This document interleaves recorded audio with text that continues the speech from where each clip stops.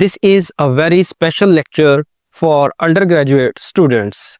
In this lecture, I will briefly explain the concept of asymptotes like horizontal, vertical or oblique asymptotes for rational functions. What is a rational function? A rational function is of the form p of x over q of x, where p and q are polynomials in x of any degree. Simply rational function क्या है? दो polynomials की एक ratio है. First of all, we will define what are the points of discontinuities for this rational function. जो point of discontinuity होते हैं basically, वो ऐसी values होती हैं जिसपे function जो है वो define नहीं होता. Mean फंक्शन की वैल्यू एग्जिस्ट नहीं करती. वो वैल्यूज कहाँ से आप कैलकुलेट कर सकते हैं? आप डिनोमिनेटर को इक्वल टू 0 पुट करें और x की वैल्यूज कैलकुलेट कर लें. So the values of x for which f of x is not defined are called points of discontinuity और the values of x for which q of x is 0. तो ऐसे points या ऐसी x की values जिन पे denominator 0 हो जाए उसे पॉइंट ऑफ डिसकंटिन्यूटी कहते हैं. अब ये जो डिसकंटिन्यूटी है ये रिमूवेबल भी हो सकती है और नॉन रिमूवेबल भी हो सकती है. वो कौन सा केस है? If q of x is 0 for some value x is equal to a but x minus a is a common factor in both p of x and q of x, then x is equal to a is called a removable discontinuity. Mean denominator में कोई ऐसी x की value जिस पे function undefine हो लेकिन वो जो फैक्टर है वो न्यूमरेटर और डिनोमिनेटर में कॉमन हो, मींस आप उसे कैंसिल आउट कर सकें. तो ऐसी जो वैल्यूज होंगी x की उन्हें रिमूवेबल डिसकंटिन्यूटी कहा जाएगा. तो ये आपको फर्क वाज़ेह होना चाहिए कि रिमूवेबल डिसकंटिन्यूटी और नॉन रिमूवेबल डिसकंटिन्यूटीज क्या है, क्योंकि जब हम एसिम्पटोट्स को डिफाइन करेंगे तो वहां पर ये चीजें हेल्पफुल होंगी. For example, if f of x is some function then x is equal to 3 and x is equal to -5 are the points of discontinuity. Means ये जो दोनों वैल्यूज हैं x की, इन पर फंक्शन डिफाइन नहीं होगा या फंक्शन एग्जिस्ट नहीं करेगा. So these are the points of discontinuities and both these discontinuities are non removable. क्योंकि ये जो फैक्टर्स हैं ये न्यूमरेटर में कॉमन नहीं है, आप इनको कैंसिल आउट नहीं कर सकते, तो ये नॉन रिमूवेबल डिसकंटिन्यूटीज हैं. On the other hand, if f of x is some function of the form then this function has two discontinuities at x is equal to -2 and x is equal to -5. So points of discontinuity are x is -2, x is -5. But x is equal to -2 is a removable discontinuity because we can cancel out x plus 2 in numerator and denominator. So we are left with f of x is 1 by x plus 5 after simplification. So x is equal to -2 is a removable discontinuity, but x is equal to -5 is a non-removable discontinuity.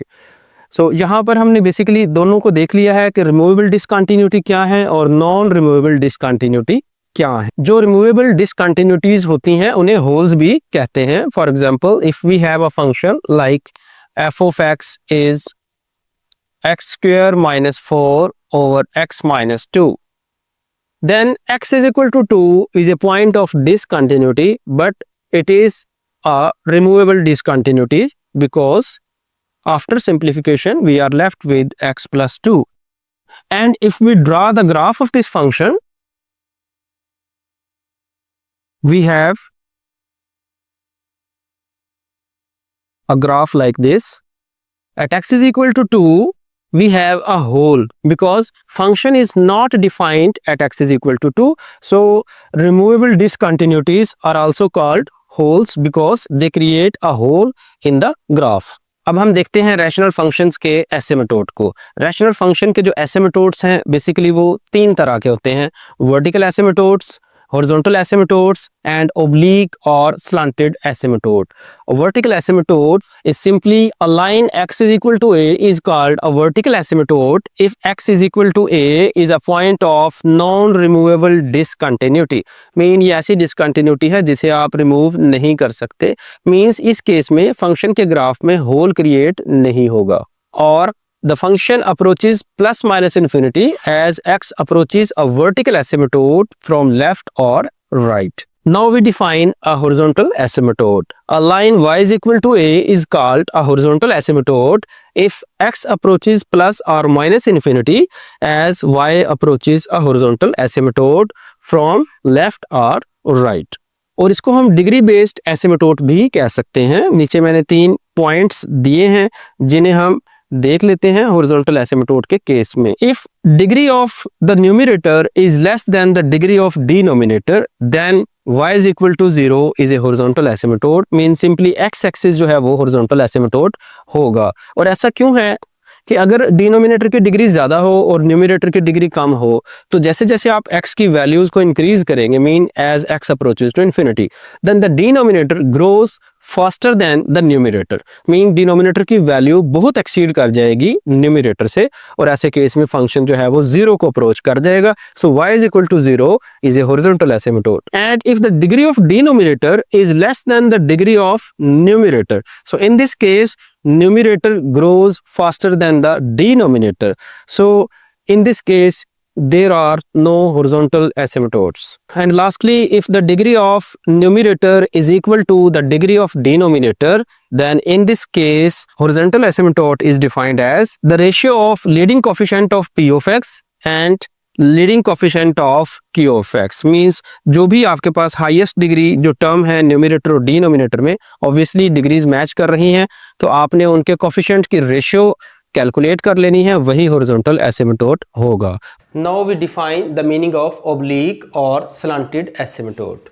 N oblique asymptote occur if the degree of numerator is exactly 1 more than the degree of denominator. means अगर p of x की degree एक ज़्यादा हो q of x से तो ऐसे case में oblique या slanted asymptotes एग्जिस्ट करेंगे. that is if degree of p of x is equal to 1 plus degree of q of x. और oblique asymptote कैलकुलेट करने के लिए लॉन्ग डिवीजन का प्रोसेस करते हैं. आपने p of x को डिवाइड कर देना है q of x से.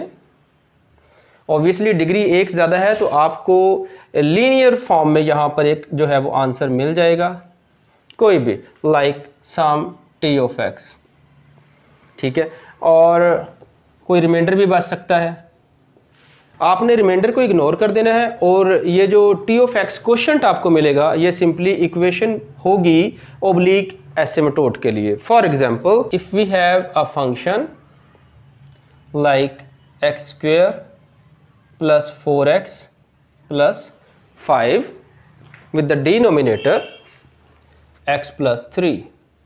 तो आपने इस न्यूमरेटर को x plus 3 पे डिवाइड कर देना है like X square plus 4x plus 5 divided by x plus 3. So y is equal to x plus 1 is an oblique asymptote. ये जो सारी डेफिनेशंस हमने यहाँ पर डिस्कस की हैं अब इनको प्रैक्टिकली क्वेश्चंस के ऊपर अप्लाई करेंगे और हॉरिजॉन्टल, वर्टिकल और ओब्लिक एसिम्पटोट्स या पॉइंट्स ऑफ डिसकंटिन्यूटी और होल्स जो हैं वो हम कैलकुलेट करेंगे. अब हम कंप्लीटली एक क्वेश्चन को सॉल्व करेंगे in order to understand all the concepts और definitions we have defined earlier. यहाँ पर एक क्वेश्चन मैंने लिखा है. हम इस फंक्शन के vertical asymptotes, horizontal asymptotes, points of discontinuity, holes इनको आइडेंटिफाई करेंगे और उसके बाद इसका ग्राफ स्केच करेंगे. तो सबसे पहले हमने न्यूमरेटर और डिनोमिनेटर की फैक्टराइजेशन कर लेनी है और जो फैक्टर कैंसिल हो सकते हैं उन्हें कैंसिल आउट कर देना है. फाइनली अब हमारे पास ये फंक्शन है और पॉइंट्स ऑफ डिसकंटिन्यूटी देखने के लिए आप ओरिजिनल फंक्शन की जो फैक्टराइजेशन आपने की है उन्हीं को देखें और इसको इक्वल टू 0 पुट करें. यहाँ से हमें 2 पॉइंट्स मिल जाएंगे x is equal to -3 and x is equal to -1. These are the points of discontinuity. इनमें से जो फैक्टर कैंसिल हो गया है वो है x plus 3 और जो x इज इक्वल टू -3 है इसलिए वो रिमूवेबल डिसकंटिन्यूटी होगी, जैसा कि हमने पहले डिफाइन किया है। और रिमूवेबल डिसकंटिन्यूटी में क्योंकि होल जनरेट होता है तो आप x इज इक्वल टू -3 यहाँ सब्स्टिट्यूट करें और उसको सिंप्लीफाई करेंगे तो आपको -3 -5/8 ये पॉइंट मिल जाएगा जहां पर होल क्रिएट होगा, जैसा कि मैंने यहाँ फंक्शन में शो भी किया है कि x इज इक्वल टू -3 पे -5/8 y की वैल्यू आएगी और वो हमें यहाँ पर होल देगी। Next, vertical asymptotes. As you know, vertical asymptotes are the non-removable discontinuity. So x is equal to -1 is a vertical asymptote. In order to find the horizontal asymptotes, हमने क्या करना है, क्योंकि डिग्रीज इक्वल है numerator और denominator में, तो leading coefficients की रेशियो कैलकुलेट कर लेनी है, which is 1/-4. So horizontal asymptotes is y is equal to -1/4 और horizontal asymptote y is equal to -1/4 यहाँ मैंने ये डॉटेड लाइन से ड्रा कर दिया है। इसी तरह जो वर्टिकल एसिम्पटोट है x इज इक्वल टू -1 वो भी मैंने यहाँ पर ड्रा कर दिया है। नेक्स्ट हम देखते हैं कि ग्राफ x एक्सिस और y एक्सिस को कट कहाँ पर करता है। मीन आपने x इंटरसेप्ट और y इंटरसेप्ट कैलकुलेट कर लेने हैं। x इंटरसेप्ट कैलकुलेट करने के लिए हमने y को 0 पुट किया है। Mean f of x is equal to 0 when x is equal to 2, so x is equal to 2 is x intercept. Similarly, to find y intercept, we substitute x is equal to 0. तो यहाँ आप x को 0 substitute करें तो y is equal to 1/2. y is equal to 1/2 which is 0.5 and x is equal to 2.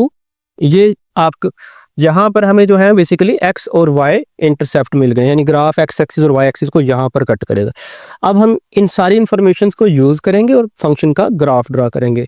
जैसा कि मैंने पहले ही साथ साथ आपको बता दिया है कि हमने हॉरिजॉन्टल और वर्टिकल एसिम्पटोट्स ड्रा कर लिए हैं और आप जानते हैं एसिम्पटोट्स ऐसी लाइंस हैं जिनको ग्राफ जो है वो कट नहीं करते बल्कि उनके बिल्कुल साथ साथ चले जाते। जैसे जैसे आप x की वैल्यूज़ इंक्रीज़ करेंगे तो जो हॉरिजॉन्टल एसिम्पटोट है ग्राफ उसके बिल्कुल करीब आ जाएगा। इसी तरह y की वैल्यू को जैसे आप इंक्रीज़ करेंगे प्लस और माइनस वाली साइड पे तो ग्राफ जो है वो वर्टिकल एसिम्पटोट के बिल्कुल करीब आ जाएगा, ठीक है, लेकिन उसे कट नहीं करेगा। इसके लिए ये भी तरीका हो सकता है कि आप इस फंक्शन में x इज इक्वल टू -1 के अलावा आप वैल्यू सब्स्टिट्यूट करते जाएं और एक आप टेबल बना लें और वहां से कुछ वैल्यूज ले लें और उनको आपस में ज्वाइन कर दें। और रफली ग्राफ स्केच करने के लिए ये इन्फॉर्मेशन काफ़ी है कि आप x इंटरसेप्ट y इंटरसेप्ट के अलोंग जो है वो ग्राफ को इस तरीके से ड्रा कर दें, क्योंकि कर्व ड्रा होंगी, ऑब्वियसली लीनियर नहीं है तो कर्व ड्रा होंगी, तो आप सिंपली ये कर्व ड्रा कर दें। इसी तरह जो थर्ड क्वाड्रेंट है वहाँ पर भी ये ग्राफ ड्रा होगा। सिंपली आप क्या करेंगे, जो -3 पे होल था उसको यहाँ पर मेंशन कर दें और बाकी कर्व ड्रा कर दें। तो ये एक मैंने रफ आइडिया आपको दिया है कि इस तरीके से आप ग्राफ को स्केच कर सकते हैं। मज़ीद इसको प्रिसाइज करने के लिए आप ग्राफ पेपर भी यूज़ कर सकते हैं, उसके ऊपर भी ग्राफ ड्रा किया जा सकता है। और इसके लिए आप एक टेबल भी बना सकते हैं। एक टेबल बना लें, पॉइंट्स ऑफ डिसकंटिन्यूटी के अलावा यहाँ पॉइंट्स सब्स्टिट्यूट करें और कुछ वैल्यूज़ आप यहाँ पर लिख लें टेबल में, उसके बाद आप ग्राफ ड्रा कर लें। लेकिन रफ आइडिया लेने के लिए आपने मेन जो पॉइंट्स हैं हॉरिजॉन्टल एसिम्पटोट और वर्टिकल एसिम्पटोट्स पहले से ड्रा कर लें, x इंटरसेप्ट y इंटरसेप्ट पहले से देख लें और उसके बाद आप ग्राफ स्केच कर सकते हैं इजीली।